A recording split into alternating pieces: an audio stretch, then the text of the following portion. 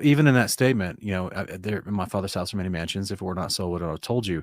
It's what I've always wondered why he said that, because it's like, it's not an absurd thing if we believe in this story as it's literally explained to us by all the prophets and Yeshua, that it is like the voiceover narrative that you had at the end of that video. The God says, I will dwell with them. I'll bring my tabernacle amongst them. Which means house. I'll bring my sanctuary also to them. So if we're going to be living in his home with him, why is it out of the realm of possibility for them that there would be places for us to stay as well? It seems as if this thing was so strange or unbelievable or difficult to understand that he has to even go on to say, if it weren't so, I wouldn't have told you. Like, if you could put that in modern day language, he's like, look, I'm not just blowing smoke at you. Like, I'm telling you the truth here. He's like, real talk. Yeah, real talk, no lies, facts, no cap. No cap here, guys. I'm telling you the truth. Like, pay attention, listen to what I'm saying to you. My father's house and many mansions. I go to prepare a place for you. I'm going to take you. You're going to come live with me in my father's house. It's going to be great. You know what I mean? It's like we have the ultimate sleepover to the bros. And so like it seems like this message has just received so much obstinance from the beginning. This idea that the creator himself is like, hey, I'm going to come live where you guys live and y'all can stay with me, and that most basic premise has been pushed back against from the unclean spirits, from the rebellious watchers since the very beginning. They just don't want us to believe that. Yeah. And they've had a lot of time to develop their message that, speaks out against the Father's truth. And so they've gotten pretty good at, deceiving people with indoctrination and whole systems of belief that make this difficult, to where people have to, like, I think his name was Matt, that you interviewed, that ended up saying, I think the whole book of Revelation is figurative. There's a lot of things where if you don't believe the truth, you're going to have to kind of side with that interpretation, because it wouldn't make sense on the truthful model. Man, I'm sad we've come to the end of the presentation, but we got a couple more clips to show you guys. This one is one that's near and dear to my heart, because it does a great encouraging job, I mentioned earlier, of showing just how much space the Father has, just how much opportunity and potential possibility there is for how many people that he can save and rightfully have space for. Beautiful promise. What do you have to say about it? I'm excited to see this. Let's show them. 15. And he that talked with me had a golden reed to measure the city. Now they used these reeds, which were like rods, to be able to measure. This was a form of measurement. And he has this reed to measure the city and the gates thereof and the wall thereof. And he's going to tell us about the size of this city. Verse 16. And the city lieth foursquare, which seems to indicate that it is a cube. Okay, foursquare.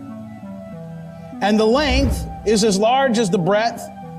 And he measured the city with the reed, 12,000 furlongs. The length and breadth and the height of it are equal. It's a cube. Length, breadth, and height of it all equal. Each side being 12,000 furlongs. All right, math class has just begun. Follow me with this, because this is going to flip your lid. The heavenly Jerusalem is 12,000 furlongs in height, width, and length. A furlong is 220 yards. Therefore, each side is 660 feet times 12,000 feet, which is 7,920,000 feet per side. 1 mile is 5,280 feet. So each side is 7,920,000 divided by 5,280 feet, which is 1,500 miles on each side. Okay, are you still with me?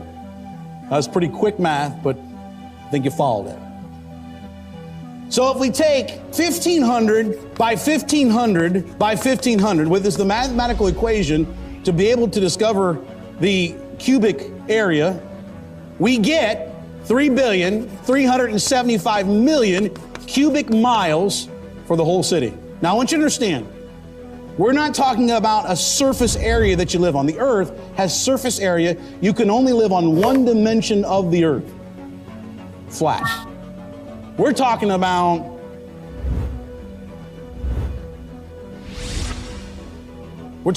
cubic surface area. So when we're talking about this city, even though it's 1,500 miles, it's not just 1,500 miles flat. land you live on, it's 1,500 miles by 1,500 miles by 1,500 miles.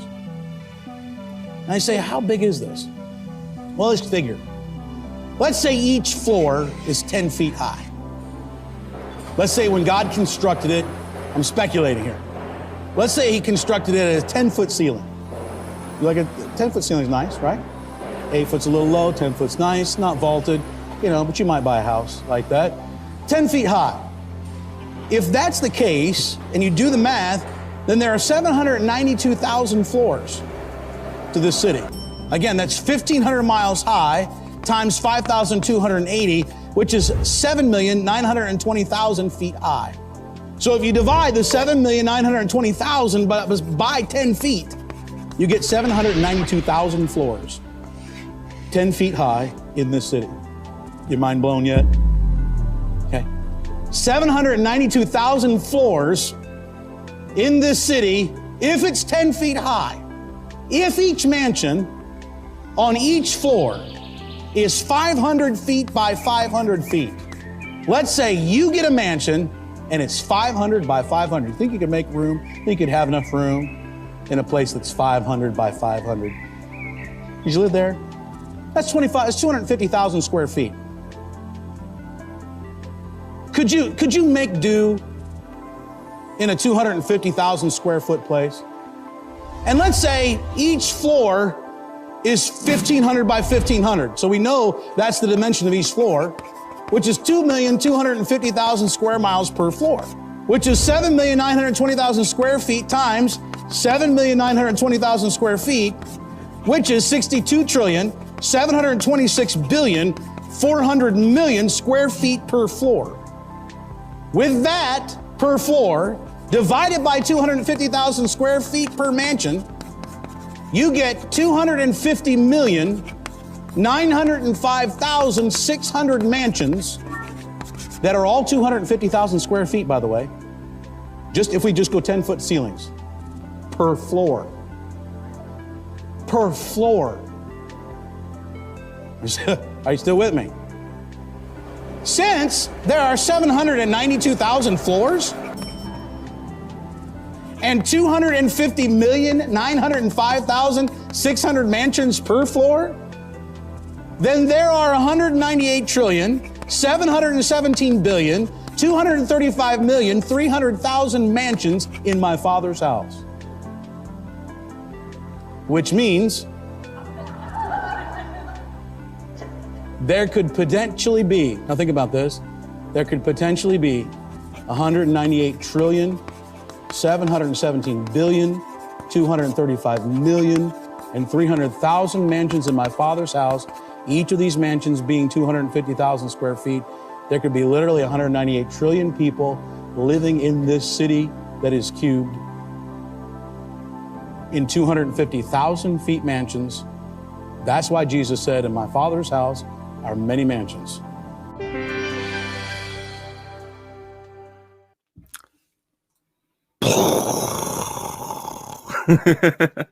198, almost 200 trillion mansions, 250,000 square feet each, if each mansion has a 10-foot high ceiling.